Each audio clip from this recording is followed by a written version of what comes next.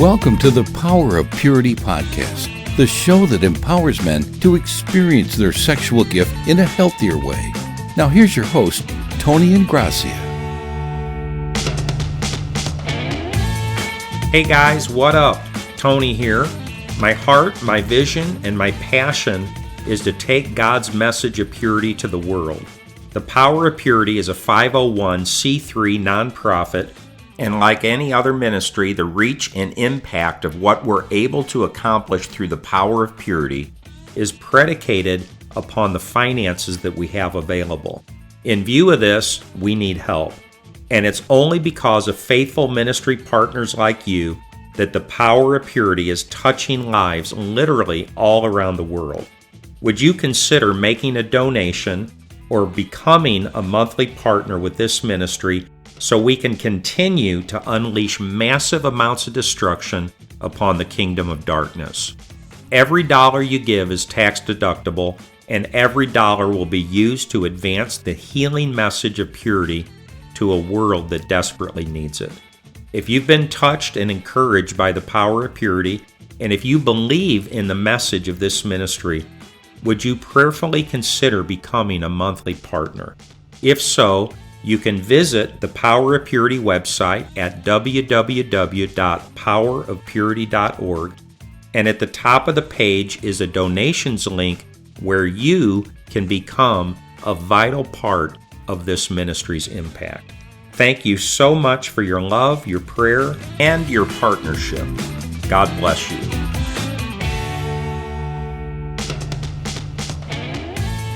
Ten 987654321. Blast off. Ta-da! Hey guys, welcome back to the Power of Purity podcast. I'm so glad that you're with me today, and I am so excited about today's episode because I have a very special guest named Shannon Ethridge. And Shannon, do you want to say hi? Hello. I'm so honored to get to be with you on the podcast, Tony. Thanks for inviting me. Thank you. I've really been looking forward to this. And I'm sure that many of our listeners know who Shannon is already. But for those that may not, Shannon is a 1,000,000-copy best-selling author, an international speaker, a certified life coach, and an advocate for healthy sexuality. She speaks to people on topics such as embracing a lifestyle of sexual integrity, overcoming past sexual and emotional baggage, cultivating genuine intimacy in marriage, and instilling sexual values in young children. And she's been featured on many different shows around the country, including the Today Show, Life Today, the 700 Club, and Focus on the Family. So that's quite a resume, Shannon. God bless you and welcome. Thank you so much. I've been a little busy, but it's because God is so good. If he can use Balaam's donkey, he can use a girl from Greenville, Texas to talk about sex. I've thought about that often, the Balaam's donkey thing. I can relate totally, yeah. So can you tell us just a little bit about yourself, Shannon, maybe to begin? Sure. People frequently ask, how did you become the sex lady? That was going to be one of my questions because I noticed on your bio that you used to be, of all things, in the mortuary business, and you embalm people in preparation for their funeral. So how in the world did you go from that to this, the sex lady? Exactly. Well, I tell people I had to graduate from the School of Hard Knocks first. I was a very promiscuous teenage girl, and after high school, I knew I needed to get a career plan going, and I wanted to be a pathologist like Quincy. You remember the television show Quincy? Yes. And but I couldn't afford medical school, so I thought that being a mortician would be the next best thing. And I was expecting to embalm people in their 80s or 90s who just reached the end of their life and died of natural causes. But I was shocked at how many people I was embalming in their 20s or early 30s who had either died of full-blown AIDS or they committed suicide when they got an HIV positive diagnosis. Wow. And I remember standing over that embalming table at 19, 20, 21 years old thinking, there but for the grace of God go I.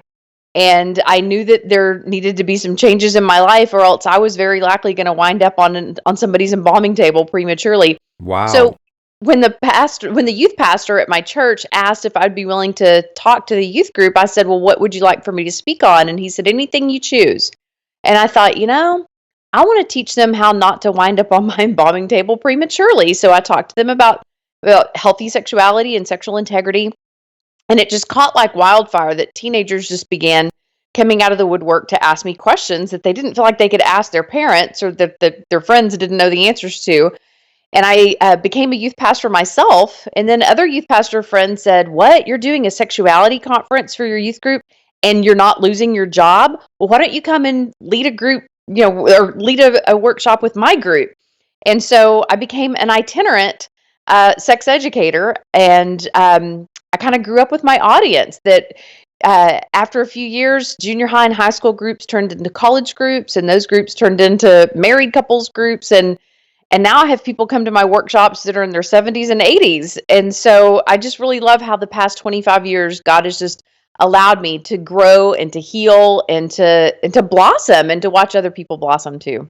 Wow, that's totally awesome, Shannon. It makes total sense that, what topic would teenagers be more interested in than the topic of sex? Obviously it's a huge deal for all of us, let alone teenagers, Exactly. That's just it. It's a huge deal from cradle to grave, because we're on a constant journey to understand who we are and our sexual thoughts, our sexual feelings, our sexual desires, our sexual repulsions, understanding why we feel the way that we do in given seasons of our life. And it changes from season to season. We're constantly evolving. And so I've just been absolutely fascinated by all the people and the couples that I've worked with, and all that I've learned along the way, all the books that I've read, and all the books that I've had the privilege of writing. I just feel so blessed and fortunate that I get to work in a field that is so fascinating, and that I'm still learning at 50 years old, still learning new stuff all the time. That's wonderful. Well, I have a whole list of questions here that I've prepared for our interview, but you mentioned that you became a youth pastor and you were speaking to youth groups. Mm-hmm. You also mentioned that there was a level of promiscuity in your young life. Mm-hmm. So I'm just wondering could you share with us just a little bit about your spiritual journey, how God Absolutely. came into your life and interrupted your life? How did God transition this promiscuous young lady mm-hmm. into a young lady that was concerned about this topic? So just a little bit about your spiritual journey. Did you grow Sure. up in church? I did. I grew up in church. I was confirmed at 12 years old. But as many teenagers experience, there wasn't a lot taught about sexuality in my church. So it was out of ignorance that I became sexually active as early. Well, I lost my virginity at 14. I became sexually active at 15. So from the ages of 15 to 20, I had more sexual partners than I cared to count in that particular season. And I thought that just, this whole experience of the wake-up call in the funeral home, I thought that was kind of enough to deliver me. But it was about 7 years into my marriage that I realized that I'm just white-knuckling. And I still just felt this overwhelming pull, gravitational pull. They say that a fool returns to its folly like a dog returns to its vomit. And I felt such that gravitational pull that I knew that I needed to do more counseling about not just how not to act out, but what were the root causes of why I felt that gravitational pull. When you say gravitational pull, Shannon, do you mean essentially temptation? Absolutely. Even though you're married, you were tempted to continue to act out in different ways sexually. Absolutely. It was a struggle in your life, for real. Absolutely. It really, really was. And I would find myself in emotional entanglements, struggling desperately to keep it from becoming sexual. So I knew that I had to figure out, what is this really all about, before I totally blew my marriage and family and all of that. And so I went to see a counselor at 27 years old. So this was years since, I had become, faithful, quote unquote. But the first question out of her mouth was, "Tell me about your relationship with your dad." Wow. And I remember kind of retorting back, "I'm not here to talk about my dad." Yeah, what's that got to do with me and sex? Exactly. I saw no correlation whatsoever. But as I continued working with this particular counselor for 6 months with intense individual and group work twice a week, every week, I realized that she hit the nail on the head with the very first question that when she asked, when is as early in my life as I can remember hungering for attention from men, I could remember feeling that way as early as 4 years old because something very tragic happened in our family around that time. I had an 8-year-old sister and a 10-year-old brother, and one day my 8-year-old sister died suddenly of an aneurysm. Oh my gosh. I'm so sorry. Yeah, my dad and brother just emotionally shut down completely from that point on. It was like they were afraid of ever getting close to anybody again for fear of feeling that kind of pain again. And so I had been the baby of the family and was used to getting all kinds of attention and affection. But after my sister died, it was crickets. Yeah, I was just sitting in the living room by myself day after day, wondering where did everybody go? But everybody was a walking zombie in my family. Wow. That's the impact that death, especially death of a child, It feels has. so lonely. It Oh my created this gosh. loneliness for this little girl. Right. And it was, I was used to sleeping in the same bed as her and bathing in the same tub as her. Like she was my constant companion, my little mommy. And then all of a sudden, she's gone.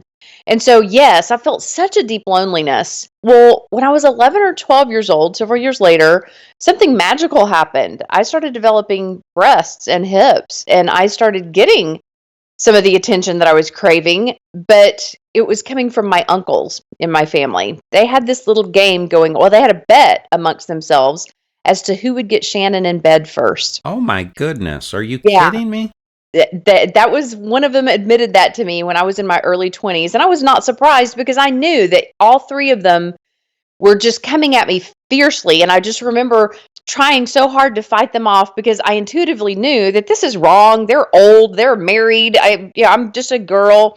But I distinctly remember having sex for the first time with an 18-year-old boy, thinking I would rather lose my virginity to a peer than to one of my uncles because I just felt so vulnerable to the games that they were trying to play with me all the time. Because I had to admit that I liked the feeling of power that it gave me, that I could get that attention and affection if I was just willing to play their little games.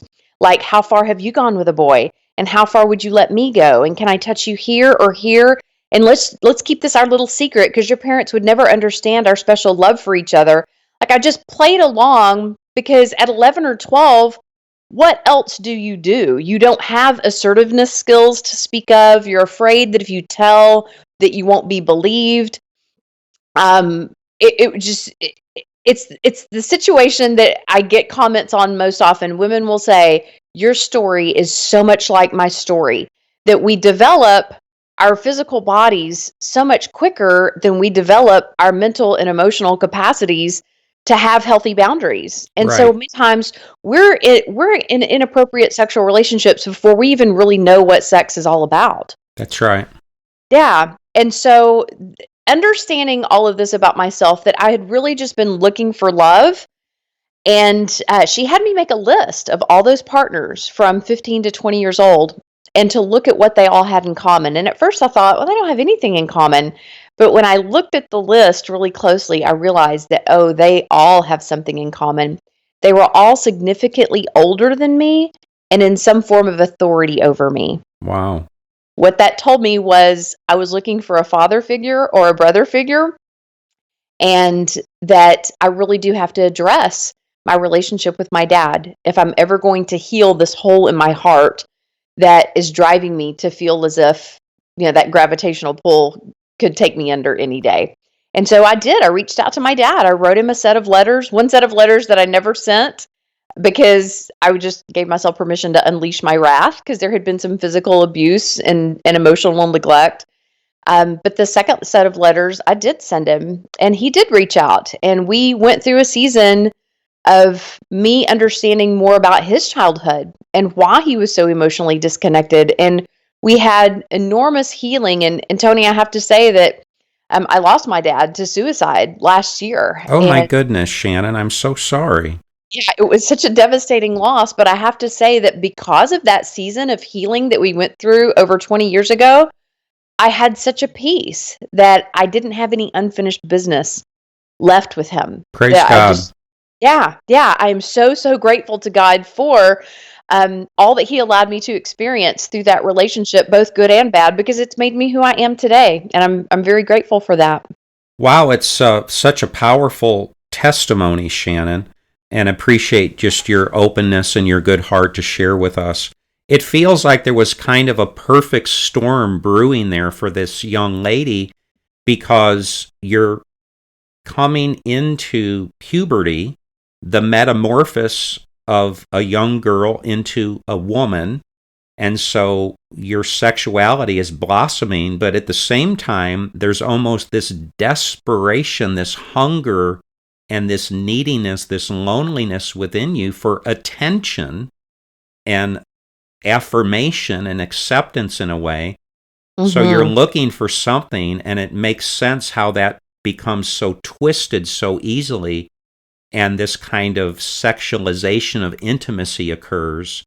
Yes. And so many young ladies, I know what you've shared already is so complementary to my wife's story. Mm. She lost her virginity when she was 13 years old, and she was raped by an 18-year-old guy at a party.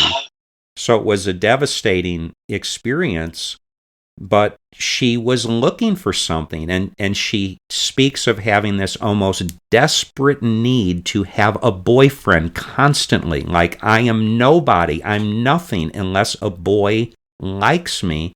And she fell into this peer group of several older girls in her neighborhood. They all had boyfriends, and they were all having sex with their boyfriends. So this is what was kind of modeled to her. This is Right? what you do. You want a boyfriend, so Exactly. this is what you do to get a boyfriend. And so you just begin to live out kind of what your peer group is teaching you. It's exactly right. And what you said, you have, what frame of reference about life does a 12, 13, 14-year-old have about making these decisions? And so it feels like, if a leaf floated down and landed on a river, it would be swept away in this powerful current. And Mm-hmm. so these young kids are just swept into this, and they have no idea we get in over our heads. Right. And not only was the church silent, not only were my parents silent, I think that they thought that they had several years before they had to approach this topic. But also, I was immersed. Well, I was raised by the television. I'll just be honest. Like I said, I was sitting in the living room day after day, and everybody else was just doing their own thing. So it was Happy Days. It was Laverne and Shirley. It was All My Children, One Life to Live, General Hospital. When I look back at the shows that I was watching at such a young age, I was so molded and shaped into that frame of mind. Um, so yeah, it's amazing how parents think that they're protecting a child's innocence by not talking to them, but they're letting the world talk so loud while they talk so soft, and they don't realize that someone is going to educate your child That's right. regarding sexuality. And if you don't do it, what kind of messages are they going to be getting? So it took a long time to unlearn some of those messages. Right? Can you imagine? I know I do this Power of Purity conference for men, and men sometimes a father or grandfather will contact us and say, well, I was thinking of bringing my grandson or my son, so what is age appropriate? How young can our sons be to come to this conference? And as far as I'm concerned, you cannot start them young enough. Are they 6, 7, 8, 9, 10? Bring them. Are they asking questions about? It's amazing how having raised children, how young those questions come up of why does my brother have a penis and I don't, and where did babies come from? And when they start asking those questions, they deserve honest answers. And we need to establish a culture with our children that they can ask us anything and they can use whatever words they need to use to ask it. Because so many young people I have asked, why do you not feel as if you can talk to your parents about sex? And they will say, I would get punished if I used those words. In other words, my parents have never given me a vocabulary to talk to them about Wow. sex. Mm-hmm. And so, yeah, we have to start with that very basic minimum of let's give them a vocabulary and let's open these lines of communication, and don't assume that it's too early, because okay, what would the harm be if you have a conversation before they start having the questions? Well, great. It's a wonderful dose of preventative That's right. medicine, and that's Yes. far more effective than trying to talk to a kid who's 15 years old and has been addicted to cell phone pornography since he had it at 12 years old. Right. So Right. yeah, waiting until kids are 15, 16, 17 years old, you may as well ask them questions because they're going to know more than you do. That's right. And we know that the average boy in America views internet pornography for the first time when he's 11 years old. And one thing's for sure, if we're not teaching our kids about sex and sexuality at that age, you better believe the world is preaching its gospel of sex to our kids through TV and MTV and movies and commercials and the culture. Right. So it just isn't too early to start teaching our kids. Anyway, I'm jumping ahead here. I had a question. One of the things that you speak of is that you speak on in your conferences and such is overcoming past sexual and emotional baggage. And I'm jumping ahead with this question, but in view of your story, I mean, it sounds like you're kind of an expert on this, overcoming past sexual and emotional baggage. So could you talk just a little bit about that? Let me just say that, I'm a pastor. I pastor a small church in the St. Louis area. I'm a licensed professional counselor, so I do professional counseling. Good for you. And I noticed that, it's such a common theme that for so many people, the deepest area, or one of the deepest areas of their brokenness and pain and shame and trauma and difficulty and struggle in their heart and their life is around their sexual self. People carry hurt and shame because people have stories just like your story and my story. And so people are carrying this past sexual and emotional trauma and abuse. And it feels like you went on your own healing journey. What happens to so many of us is, I know from my wife and I, we ended up getting married. We didn't understand any of this stuff at this point. I was a deeply broken young man around the area of sex. I had a sexual addiction, although I didn't understand that at that point. My wife was deeply and profoundly broken around her sexual self. So we were both a mess in our own way. And you take two messes and you put them together and you get a bigger mess. So this mess followed us into our life and into our marriage. So people are carrying this trauma and this brokenness and this, as you say, emotional and sexual baggage. So I don't know, can you just share with us more about what did your healing journey look like? And what advice do you have? There is a dear listener, or better said, listeners with an S, both men and women, probably who have a lot of baggage, maybe that they don't understand. They haven't really pushed into it yet. They haven't opened that can of worms. Where do they begin? How do you begin this healing journey? What does it look like? Yeah.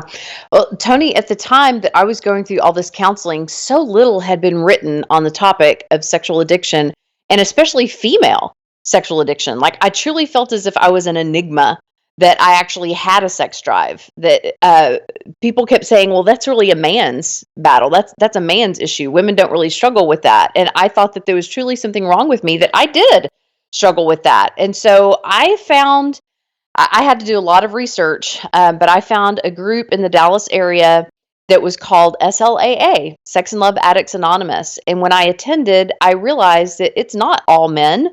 There are lots of women, and they actually had a specific group that was all women. And so I chose to surround myself with people who were further ahead on that journey than I was. And I remember my first SLAA all women's meeting. They were going around the circle and talking about self-care. And when was the last time they had a bubble bath and treated themselves to a manicure? And I was just sitting there thinking, what's this got to do with anything? But then as I continued on in the journey, I realized that, I am looking for someone else to take care of me emotionally and relationally, and that I need to learn to take care of my own needs. And so one of the things that I think was really a pivotal point for me was I decided to reparent myself. All the things that I felt as if my parents were too emotionally shut down to provide for me, I decided in my 20s to provide it for myself. So I would take myself to the zoo one afternoon. I would take myself to the movies. I would take myself to dinner. I would take myself to the mall and buy a CD or a piece of chocolate. Or I just started being good to myself. And it felt really healing to make myself a priority because I felt like I had been so marginalized and so neglected for so long. And so I had to learn how to meet my own needs instead of looking for love in the wrong places, and how to be in such a relationship with God that I could actually feel his love raining down on me. And that required discipline. That required carving out time to sit alone and read my Bible or read a devotional book and really pray and journal. I think that probably the best thing that I ever did was I started journaling in my late 20s because it was all those journals that turned so that I can't say that they turned themselves into a book. I had to turn them into a book. But when it came the opportunity that I was asked to write the Every Woman's Battle series, at first my response was, I can't write a book. And then my second thought was, actually, I think I already have with all these journals that I've written through these years and all this curriculum that I've written for teenagers and college students, that I knew that I could turn that into a book. And so in this day and age, I would recommend that, if people are really struggling with this, start with the Every Man's Battle series, start with the Every Woman's Battle series, and really gain some insights from people like me and Fred Stoker and Steve Arterburn who have traveled this path before you, because finding people who are a little bit further ahead on the journey than you and can kind of illuminate your path with their taillights, that's always a good thing. Because we're wounded in relationship, we're most likely healed in relationship, but we have to find the right relationships, not the wrong relationships, to find that healing. Very good. One of my favorite scriptures is Psalm 147, verse 3. And it's a very simple little scripture. I think it's 9 words, very powerful. It says, He heals the brokenhearted and binds up their wounds. Mm-hmm. And I like it so much, I'm going to say it again. Is that okay? Absolutely. He heals the brokenhearted and binds up their wounds. So it speaks of the redemptive heart of God, that God intends to perpetrate healing and redemption and progress and wholeness and restoration in our hearts and our lives and our situations.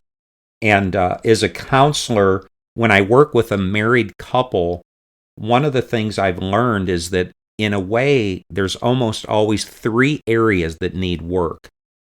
Mr. Jones has to work on his story because he's never really understood his story and dealt with his shame and his brokenness and all these things that happened to him. And then Mrs. Jones has work to do in her relationship with her own story.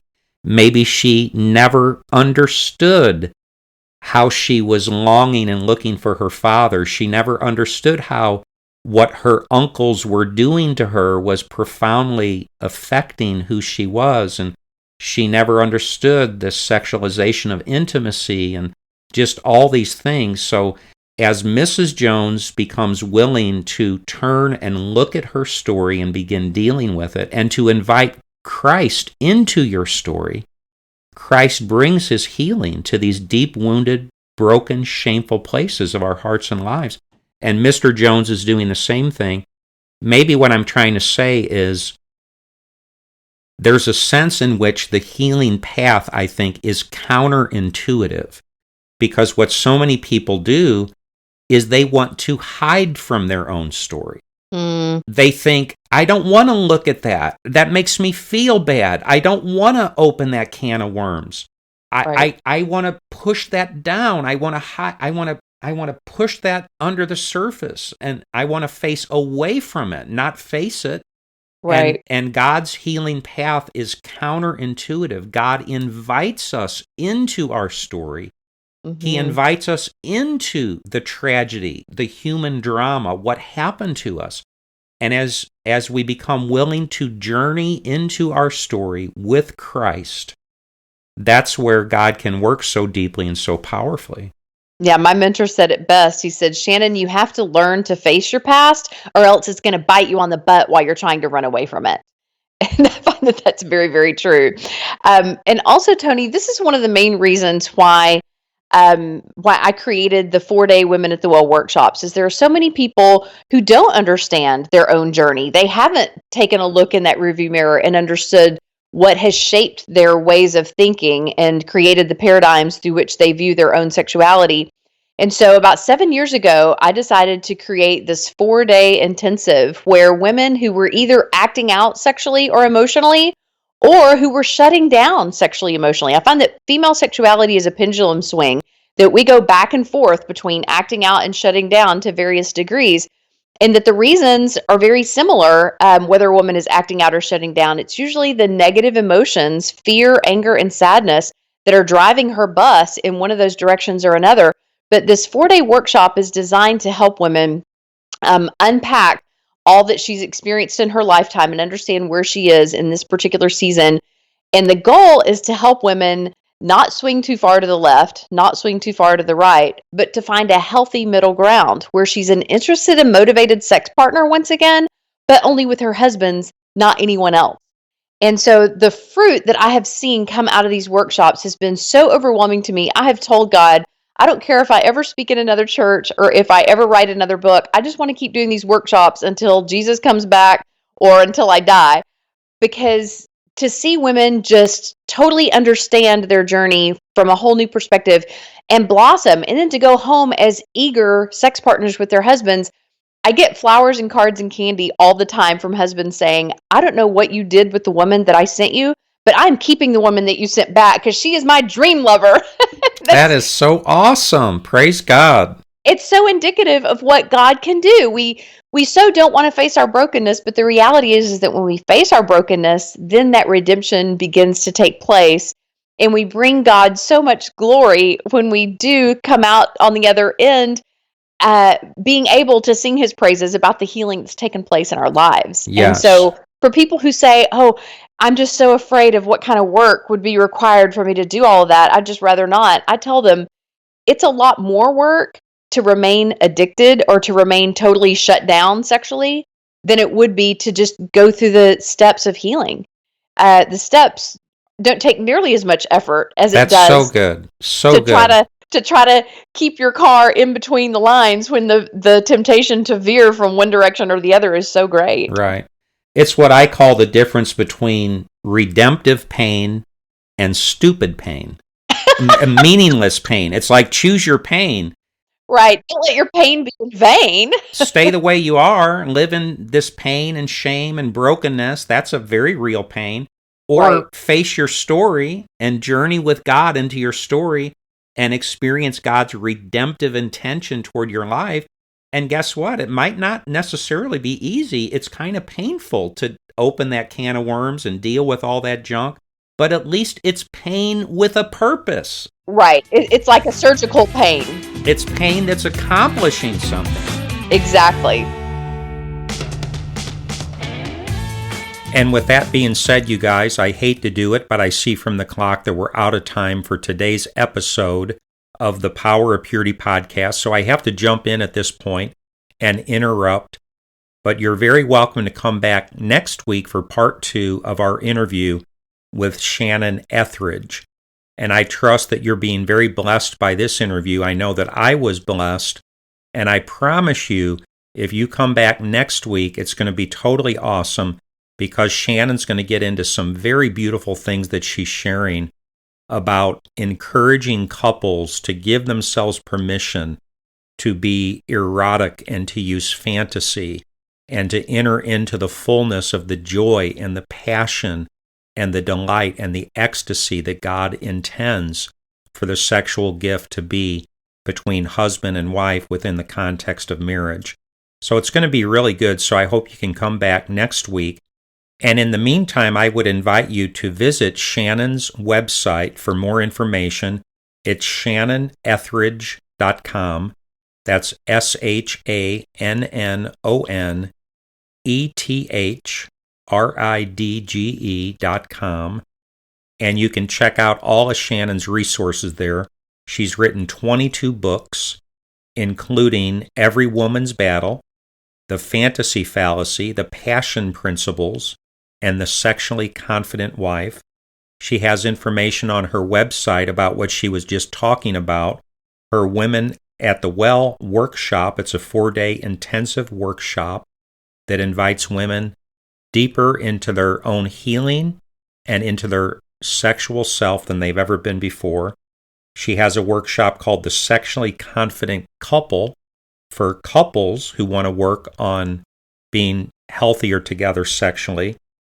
Shannon also offers a personal coaching service and all kinds of other neat stuff. So check out her website. And guys, be blessed. I'm so glad that you were with me today. And I'm looking forward to seeing you back here next week as we continue with part 2 of our interview with Shannon Ethridge.